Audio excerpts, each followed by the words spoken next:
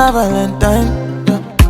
Can I you to make you a temperature the rise? If you leave me a good time, I swear you are like the oxygen I need to survive. I'll be honest, loving the thought of me. I am so obsessed. I want to chop your own cock. Never did it back